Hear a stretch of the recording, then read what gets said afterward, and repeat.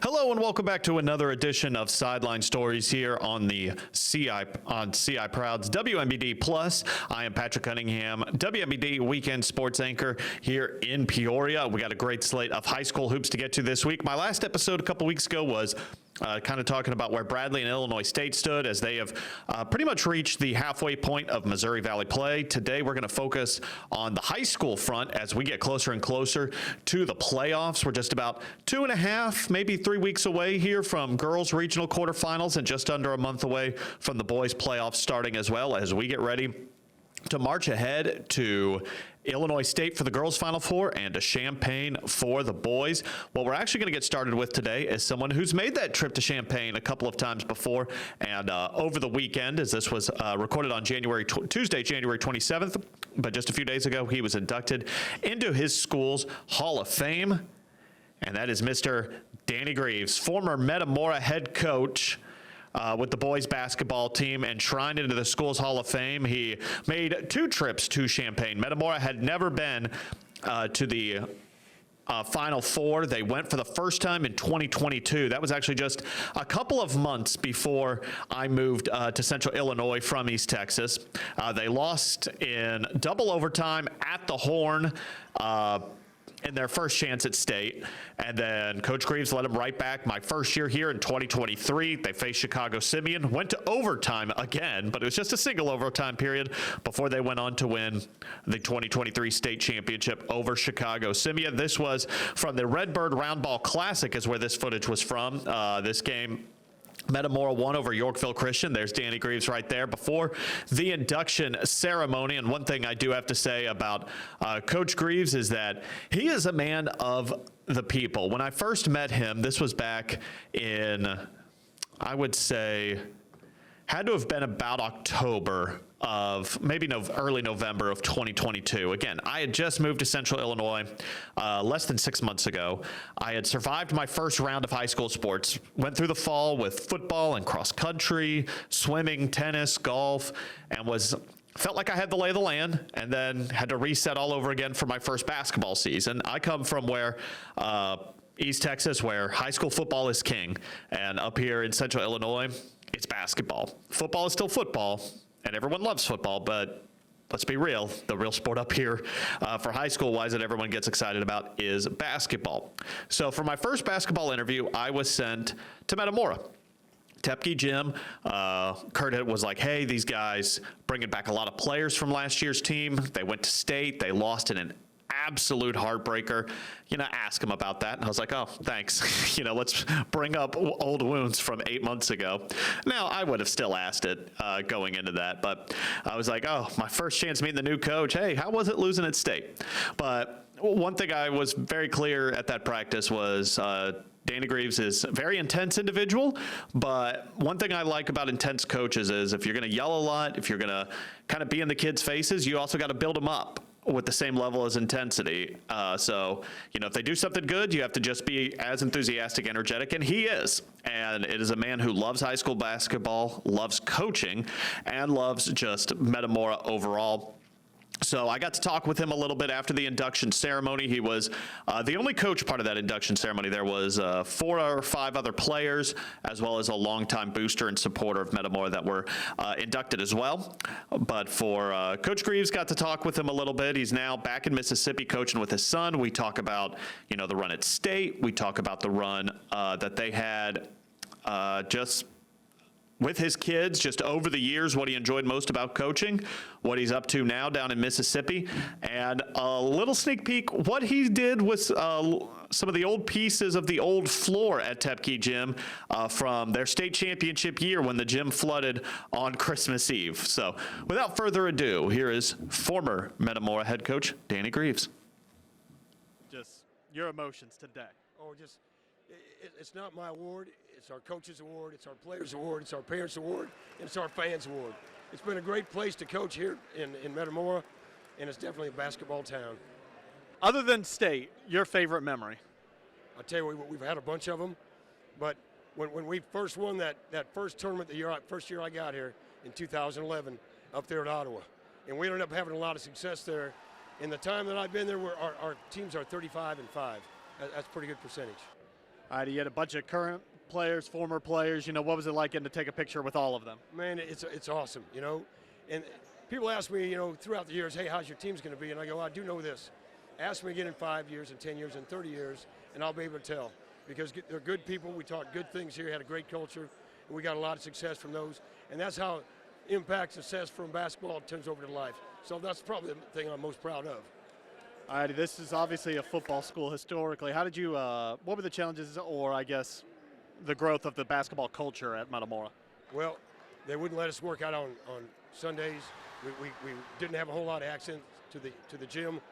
And all of a sudden, we just came in every day. And the kids just took to it like ducks take to a water.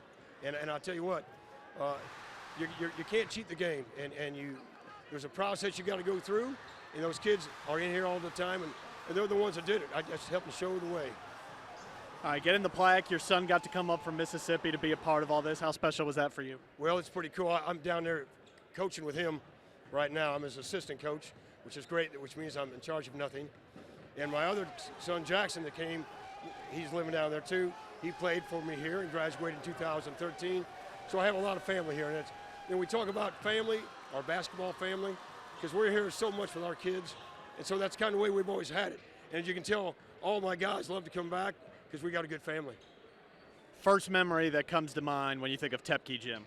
Tepke Gym is when on Christmas night the pipe broke, and all of a sudden we didn't have a gym, we didn't have a floor. And they sanded off half of it. It was the goofiest thing you've ever seen. And the cool thing is, we won the state championship, we cut that up, and now everybody's got a piece of history. Where is that? Where's your piece? My piece is in my front door at my house. All right. I've got another one on the wall, and somebody made me a coffee table, so I got quite a bit of it. All right, and what are the next few years looking like for you? You still planning on staying down in Mississippi, coaching with your son? Yeah, it's been just a dream of mine to have kids as not only players, but now as coaching with me, and it's been really fun. There's nothing better. Appreciate Danny Grieves for taking the time to talk with me. And like I said, in the couple of years that I was up here for his last 2 years, the state championship winning year, and then the following year, they made it to the sectional title game up in Pontiac against Richwoods, where Richwoods ended up beating them in what would be Danny Grieves' last game. Richwoods would go all the way to state and finish in third place that year in Class 3A. Danny Grieves, he is a character. That is probably the best way to describe him. He is energetic. He is passionate. He's a man of the people. As you saw in some of those clips, he's always eager to get with the students, get with the parents, get loud, get energetic, and that's what you want as a head coach, and it's no surprise that someone like that who takes pride in not just winning basketball games, but forming young men, that he is now in the Metamora Hall of Fame. He's also got a great sense of humor, and I love the little quip there. He's like, I'm the assistant coach now with my son. I'm in charge of nothing. And after being a head coach for so long, I can understand why that excites him as he enters this new phase of his life. So once again, thanks so much to him for spending time with me, and congrats on the induction. Now, coming up, we had also on Saturday, along with the Redbird Roundball Classic, we also had the championship games of the Heart of Illinois conference tournaments, and we'll talk with the boys winners as well as the girls. Tremont boys coming home with the title as the 6th seed, and they had an interesting path. Not a lot of people in a 12-team tournament would pick the 6th seed to win it, but the Tremont Turks rolled right through their part of the bracket all the way to the title, and we'll talk with them next. Stick with us here on Sideline Stories on the WMBD Plus app.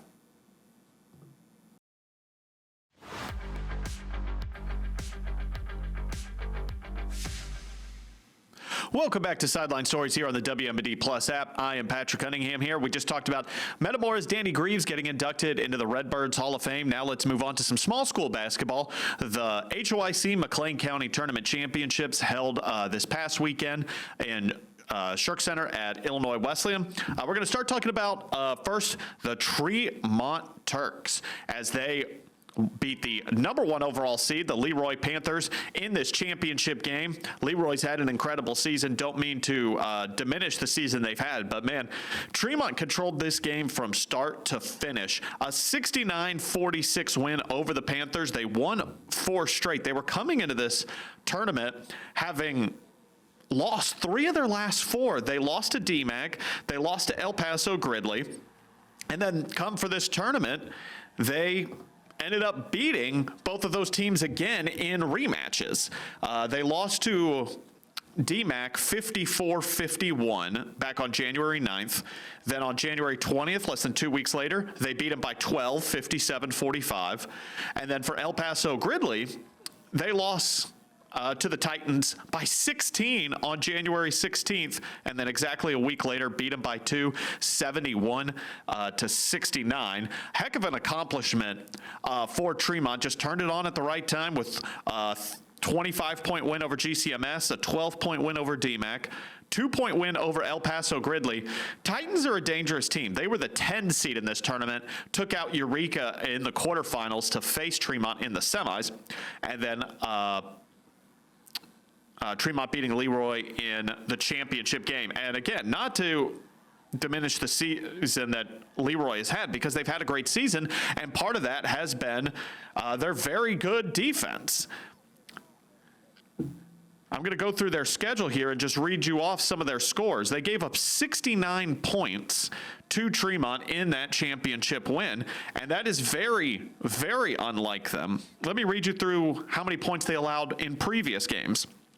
57, 38, 26, 38, 43, 58. That's just in their last about 5 to 6 games.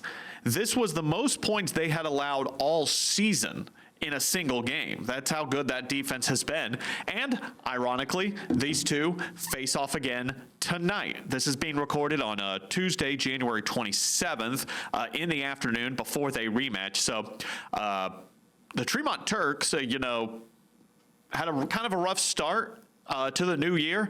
Well, they have picked it up since, beating a lot of the teams in a second bout, and then they faced Leroy on Saturday. Now they get them again 3 days later in just regular conference play. This will count towards their conference record. But got to talk with their team after the game. These interviews were actually done by our part-time worker, a Bradley student. His name's Harvey Newcomb. He is a junior with the Bradley Braves, been with us about a year and a half. He shot that championship game, shot it very well. He got to talk with their head coach after the game, and also got to talk with star of the game, Brandon Tenen, who had his first ever in-game dunk. What a time for it in a tournament championship. Without further ado, the HOIC boys tournament champion, the Tremont Turks. I think after the last couple weeks, just a little bit of a mindset change. We talked about what it's like to be a good winner and what you do without the ball. 95% of the time in basketball, you don't have the ball in your hands. What are you doing when you don't have the ball in your hands? And they really, I feel like they clicked with them. They embraced it. Our ball movement, our energy, our movement without the ball is spectacular. And I think when we came into tonight, they're starting to believe who they can be. So it's exciting to watch. Great job, boys. Leroy's got a great program and a great season. It was a fun game. We learned last night the hard way how quickly a lead can vanish and the importance of taking care of the ball. And I think being able to come back the next night and have that lead, that was fresh in our mind, and our guys did a good job staying aggressive, attacking when they pressed us. The seniors told me in a meeting early in the season, they're like, Coach, we've never won a championship. We've never won anything. Well, they've won something now, and their hard work and the way they stay together has paid off. Winning an early conference championship is great as long as we continue that momentum and continue playing the same way. But we're right on track to where we want to be. Our goal was to be playing our best basketball come February, and we're getting close. I was just so excited. I'm like, damn, we really just did it, bro. This what we were like looking forward to. We're the 6th seed going into this tournament. No one believed that we can do this, and we did it. We executed it. Our game plan was, basically, to play physical the whole game. We didn't want them to rush us. That's what we did. We executed that well. We didn't let them push us. We controlled the ball, and we played really good with defense. I feel like this one will carry the momentum. We're going into the postseason and the other few games that we got coming up. And I feel like if we can keep on carrying this and how we playing, I feel like we can go pretty far in the season. Well, they can really see how far this momentum can take them. Like I said, they face off against Leroy again tonight. This is being recorded on Tuesday. Leroy 18-2 on the season, definitely going to be motivated to avenge one of their 2 losses from just a couple of days ago. Looking ahead to the rest of their schedule, a couple other tough games. Eureka, Hayworth, Tri-Valley. They're definitely in the hardest part of their remaining schedule as we get into the final about 3 weeks here of the season.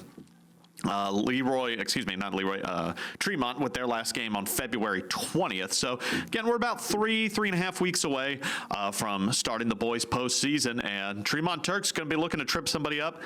That HOIC tournament, man, you could have a lot of teams with deep runs there. DMAC's a solid team. Eureka, Tri-Valley, EPG, Tremont, Leroy, even Hayworth, maybe. I mean, that is a just solid conference all the way around. And, you know, we'll see if we have any of them stick their necks out deep in the playoffs in Class 1A or 2A. Now, coming up next, we'll talk with the team who, as the number 1 seed, did run through their bracket for the HOIC tournament. The Tri-Valley girls partying like it's 1999, and you'll find out why in our last segment of the day on Sideline Stories. Stick with us.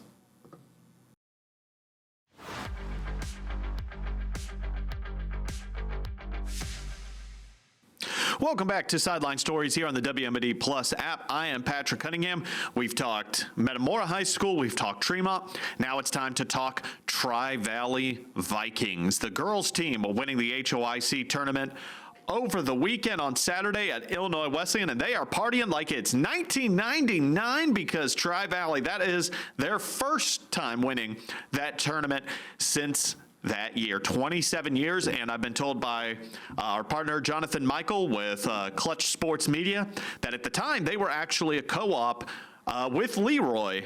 Tells you about the growth of those 2 towns, that they now have separate teams as well. But congrats to the Vikings. You know, Tremont boys winning as the 6th seed, Tri-Valley girls running it from start to finish, wire to wire as the number 1 seed.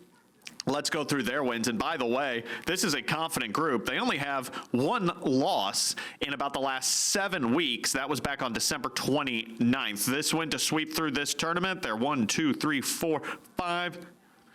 win in a row. Going through this tournament, they came up with wins against Fieldcrest, Hayworth, Eureka, and they just beat Roanoke Benson last night.